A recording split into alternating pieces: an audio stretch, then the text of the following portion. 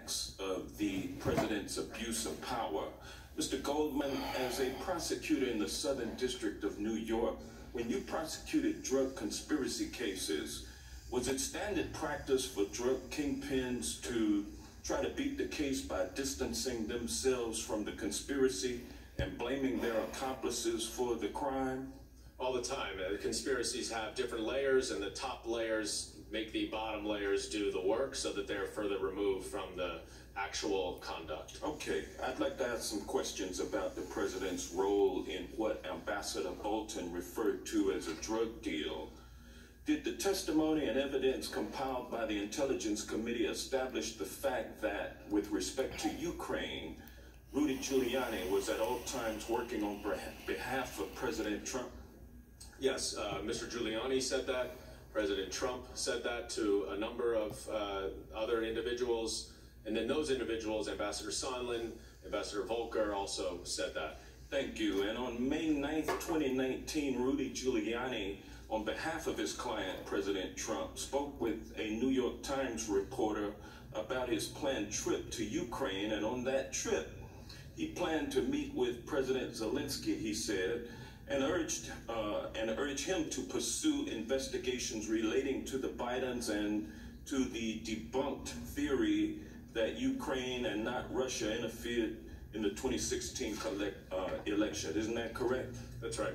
And Mr. Giuliani told the reporter that his trip was not about official U.S. foreign policy, and that the information he sought would be very, very helpful to his client, meaning it would be helpful to President Trump. Is that correct? Yes, if it's not official foreign policy, it would be helpful to President Trump's personal interests. That's correct. And there is no doubt, Mr. Goldman, that investigations of the Bidens and the 2016 election meddling were, in fact, not about U.S. policy, but were about benefiting Trump's re-election, correct? Yes, and even the Ukrainians realize that. And on July 25th, President Trump placed that fateful phone call to President Zelensky, and he asked President Zelensky to investigate the Bidens, correct? Yes. And on that call, President Trump told Zelensky, quote, "I will have Mr. Giuliani to give you a call," correct? That's right. And on October 2nd and October 3rd, President Trump once again made explicit that he and Mr. Giuliani were intent on making these investigations happen, correct? Yes. And just so you know, and we've been investigating on a personal basis through Rudy and others, lawyers, corruption in the 2016 election. Well, I would think that if they were honest about it, they'd start a major investigation into the Bidens. It's a very simple answer. Mr. Goldman, the evidence shows a course of conduct by President Trump and his agents, does it not?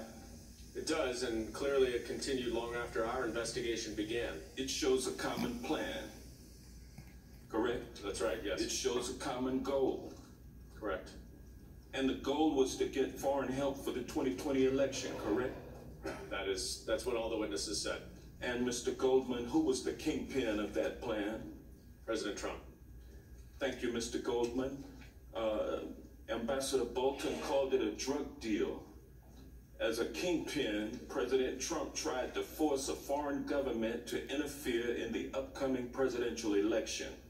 The evidence is undisputed and overwhelming that Rudy Giuliani acted as part of a conspiracy with President Trump to obtain Ukrainian help for President Trump in the 2020 election. This was not just a hurtful drug deal. This was an attempt to undermine the very fabric of our democracy. The framers feared most how foreign influence could turn a president into a despot. So they adopted impeachment as a backstop to protect our democracy. The facts, ladies and gentlemen, demand that we use that remedy today. And with that, I yield back. The gentleman yields back, Mr. Jordan. The Honorable Mr. Johnson.